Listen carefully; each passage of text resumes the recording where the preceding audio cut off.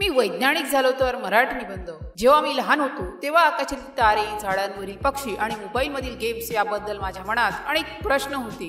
माझे वडील म्हणायचे या सगळ्या मागे विज्ञान आहे।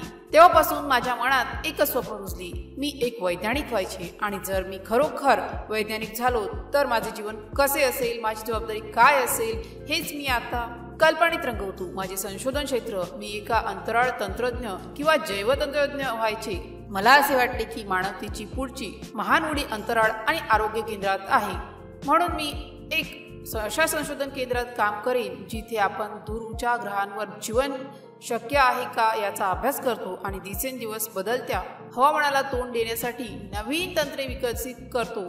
माझी दिनचर्या, माझा दिवस माझ्या प्रयोगशाळेतील लॅब एका विशिष्ट यंत्राकडे नजर टाकून सुरू होईल। माझ्या गणितीय सूत्रांनी भरलेल्या बोर्डसमोर उभे राहून मी एक नवीन सिद्धांत मांडेन। सहकार्यांशी चर्चा, संगणकावर डेटाचे विश्लेषण आणि नित्य नवीन प्रयोग हे माझ्या दिवसाचे तुकडे असतील। कधी कधी प्रयोग अपयशवी ठरतात, पण प्रत्येक अपयश एक नवीन शिक्षण देऊन जाईल। संध्याकाळी मी जागतिक वैज्ञानिकाशी व्हिडिओ कॉन्फरन्सद्वारे चर्चा करेन आणि आपले निष्कर्ष जगासमोर मांडेन। माझे ध्येय आणि शोध, माझे प्राथमिक ध्येय असेल की माझे संशोधन समाजाच्या उपयोगी पडावे।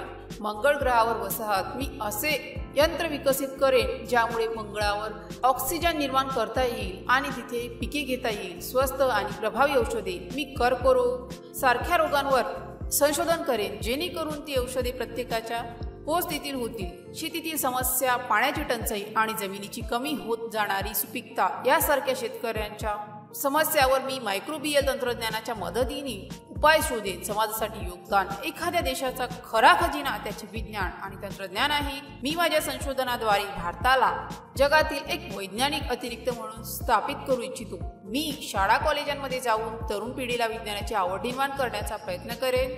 माझ्या प्रयत्नांमुळे जर एकही मुलगा किंवा मुलगी वैज्ञानिक होण्यासाठी प्रवृत्त झाला तर ते माझे सर्वात मोठे यश समजेन। वैज्ञानिक होणे म्हणजे फक्त प्रयोग करणे नव्हे, तर एक स्वप्न पाहणे आणि तो साकार करण्यासाठी अथक परिश्रम करणे होय। जर मी वैज्ञानिक झालो तर मी निसर्गाचे रहस्य उलगडण्याचा आणि मानवजातीची सेवा करण्याचा प्रयत्न करेन। विज्ञान हे एक साधन आहे समाजात बदल घडवून आणण्याचे, आणि हे साधन वापरून मी माझ्या देशाचा आणि जगाचा भाग भरून काढेन अशी माझी इच्छा आहे। कल्पना ही ज्ञानापेक्षा महत्त्वाची आहे, कारण ज्ञान मर्यादित आहे पण कल्पना संपूर्ण जगाला वेढू शकते। शुभेच्छा, तुमचे स्वप्न सत्यात उतरो।